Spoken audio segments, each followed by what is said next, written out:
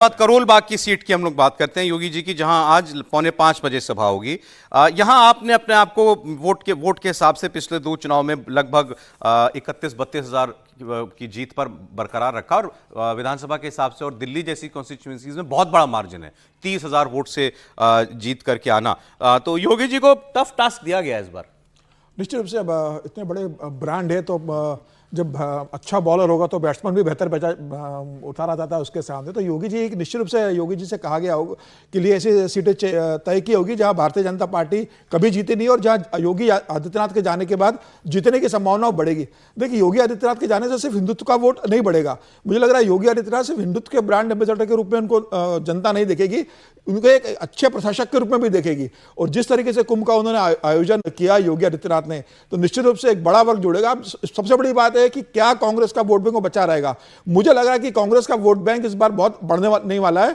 Bharatiya Janata party का vote bank इस बार जरूर बढ़ेगा, और इसलिए बढ़ेगा क्योंकि आज जो 53 और 54% पे केजरीवाल की पार्टी बैठी हुई है जाकर वोट बैंक पे, उसमें कोई बढ़ोतरी नजर नहीं आ रही है। उसका डाउनफॉल होने वाला जितना है। अब ये डाउनफॉल कितना होता है, क्या 6 से 7% टूटती है आम आदमी पार्टी, ये देखना होगा। और जो वोट टूटेगा उसका बड़ा हिस्सा भारतीय जनता पार्टी कांग्रेस की सर, क्योंकि अगले हिस्से में डिटेल में मुझे बात करनी है, लेकिन मुझे ये बताइए, यूपी का कोई एक मूल निवासी जो दिल्ली में काम कर रहा है, मान लें वो ऑटो रिक्शा चला रहा है या वो लोअर मिडिल क्लास कैटेगरी में आता है, जो माना जाता है आम आदमी पार्टी को ज्यादा फेवर करता है, वो योगी आदित्यनाथ से प्रभावित होगा क्या? वो यूपी में भले उनका वोटर हो, दिल्ली में अपील काम करेगी क्या योगी की उन पर? देखिए, 100% तो प्रभावित नहीं होगा, इसमें कोई दो राय नहीं। ऐसा नहीं कि योगी आदित्यनाथ प्रचार करेंगे तो यूपी के जितने वोटर है वो सब योगी को, कि उत्तर प्रदेश के मुख्यमंत्री है और वो खुद उत्तर प्रदेश को बिलोंग करता है वोटर, तो वो योगी के नाम पर वोट कर देगा, लेकिन बड़ा वोट शिफ्ट होगा। लेकिन अरविंद केजरीवाल की जो सबसे बड़ी यूएसपी इस समय है कि जो उन्होंने फ्री दे के रखा है, कि जो बहुत गरीब दबका है उसको बस फ्री मिल रही है, बिजली पानी फ्री की व्यवस्था करके रख रहे हो, तो उनके अंदर यह डर है कि क्या ये फ्री कंटिन्यू रहेगा। और 10 साल से जो लगातार आप सुविधा उठा रहे हो, जनता सोचती है कि भाई ये दे रहा है तो इससे क्यों जाओ। तो गरीब तबका जो है बहुत ज्यादा, वो मुझे लगता है बहुत ज्यादा शिफ्ट नहीं होने वाला है। लेकिन ऐसा मध्यम वर्गीय, अपर मिडिल क्लास, जिसने अरविंद केजरीवाल को वोट दिया था, जिसे फ्री की जरूरत नहीं है बहुत ज्यादा, उसके बाद भी उसने 2015 और 2020 में अरविंद केजरीवाल को वोट किया था, वो वोटर जरूर इस बार मुझे लगता है शिफ्ट होने की स्थिति में, और यही अरविंद केजरीवाल का एक बड़ा नुकसान है। करोल बाग अर्बन कॉन्स्टिट्यूएंसी है। हाँ, करोल बाग जो सीट है अर्बन भी है। दूसरी बात है कि वहां पे जितने हैं बिजनेसमैन क्लास हैं, और इस बार जो वहां पे चुनाव हो रहे हैं और जो हम लोग के आंकड़े बता रहे हैं, सौरव जी, काफी हद तक बीजेपी के फेवर में जाते हुए दिख रहा है। और इनके आने के बाद, योगी आदित्यनाथ के आने के बाद, महाराज जी के प्रचार के बाद में वहां पे और सिचुएशन बेहतर होगा बीजेपी के लिए।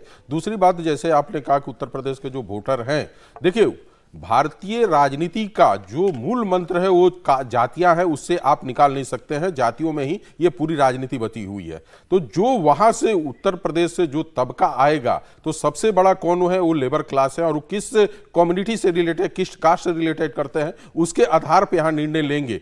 उनको जहां यदि उनको वहां लगता है कि योगी आदित्यनाथ हमारे पार्टी से रिलेटेड नहीं है या हमारे मुद्दों से रिलेटेड नहीं है, तो यहां आकर वो प्रचार भी करेंगे, तो उनके रिएक्शन से कोई फायदा नहीं होने जाना, माने प्रचार से कोई फायदा नहीं होने जाना। लेकिन इतना तबका जरूर है, करोल बाग का आज का डेट में देखें कि बीजेपी काफी अच्छे तरीके से कर रही है, और वहां पे प्रचार भी है। और जिस तरीके से प्रधानमंत्री ने अभी बूथ कार्यकर्ताओं के साथ संवाद किया, सौरव जी, एक बात बता दे रहे कि आम आदमी पार्टी की सबसे बड़ी अच्छाई जो इस पूरे इलेक्शन में दिख रही है कि उनके कार्यकर्ता रोड पे नजर आ रहे हैं। आप जिस भी क्षेत्र में जाएंगे, आप आम आदमी पार्टी के कार्यकर्ताओं को रोड पे पब्लिक के साथ कनेक्ट होते हुए आप देखेंगे। भारतीय जनता पार्टी यहां कहीं ना कहीं पिछड़ते हुए आम आदमी पार्टी के यूएसपी बीजेपी की बात, ये पहले मुझे भी लोगों ने बताया कि भाई आम आदमी पार्टी के वर्कर घर घर जा रहे हैं, और 2-2, 4-4 बार विजिट किया है कई घरों में। तो उन्होंने, नहीं, वो दोनों ही पार्टियों के साथ, मुझे नहीं लगता कि बीजेपी इसमें पीछे है।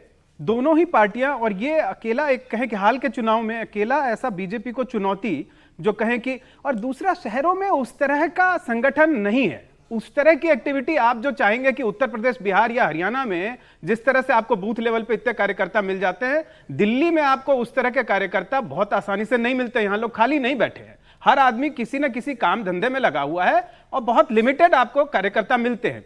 लेकिन मोबिलाइज दोनों ही पार्टियां बहुत शानदार तरीके से कर रही हैं, और बीजेपी कहीं से पीछे तो नहीं दिख रही मुझे। बीजेपी के कार्यकर्ता बहुत चार्ज हैं, क्योंकि सीटें बहुत सारी हैं। अभी मुझे चाह रहा हूं उन पर बात हो जाए। किराड़ी, आपने बताया आम आदमी पार्टी एडवांटेज, करोल बाग आप कह रहे हैं बीजेपी अच्छा चुनाव लड़ रही है, बीजेपी एडवांटेज में मानता हूं। बिजवासन की सीट की बात करता हूं, मैं गलत थी तो कैलाश गहलोत यहीं से लड़ रहे हैं शायद। कैलाश गहलोत लड़ रहे हैं, बिजवासन से लड़ रहे हैं, जो आम आदमी पार्टी के मंत्री थे छोड़ करके आए। ये सीट आप साहब देखो, आम आदमी पार्टी पिछले दोनों चुनाव जीती, लेकिन मार्जिन देखिए, 2015 का मार्जिन था 19,500 और 2020 का मार्जिन हो गया 750। मतलब कैलाश गहलोत बाल बाल निकले थे पिछली बार, इसी सीट से लड़े थे, और इस बार अब देखते हैं इस बार सीट ये पूरी तरह से वो लूज हो जाएगी जैसे दिख रहा है, आंकड़े भी बता रहे हैं। और उसके पीछे का कारण है कि इस बार उनको कहीं भी मूवमेंट का मौका भी नहीं दिया गया, बहुत सारी चीजें उन पे लगाई गई और बहुत सारे पॉलिटिकल जो कहिए कि एलिगेशन उनके ऊपर लगा उस पर भी वो फंसे, चाहे वो भ्रष्टाचार से रिलेटेड हो, चाहिए सर। तो ये सीटों पे भारतीय जनता पार्टी जो है अच्छी स्थिति में दिख रही है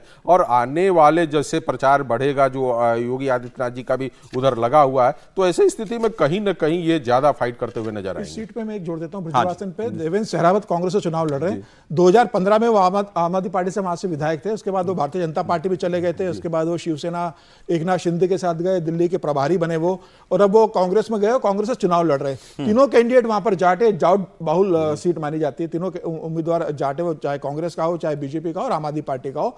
इस बार देवेंद्र सहरावत का एक अपना वहां पर एक पहचान हो रहे, लोकसभा चुनाव भी वो लड़े रमेश विधुड़ी के खिलाफ 2014 में, वो 4.5 लाख वोट लेकर गए थे। तो देवेंद्र सहरावत के इस बार कांग्रेस से चुनाव लड़ने पर आम आदमी पार्टी को एक शर्त होगी कि एक बड़ा वोट बैंक वो तोड़कर लेके जाएंगे इस चुनाव के अंदर। तो मुझे लग रहा है कि ये सीट इस बार आम आदमी पार्टी और कांग्रेस के बीच एक बड़ी वहां पर चुनौती लड़ाई हो रही है। इसका फायदा कैलाश गहलोत को मिलेगा, लेकिन कैलाश गहलोत को भी बहुत ज्यादा वहां एक्सेप्टेंस मिला नहीं है। जिस तरीके से वो लंबे समय से कांग्रेस में रहे, तो उनके लिए भी चुनौती वहां आसान नहीं है।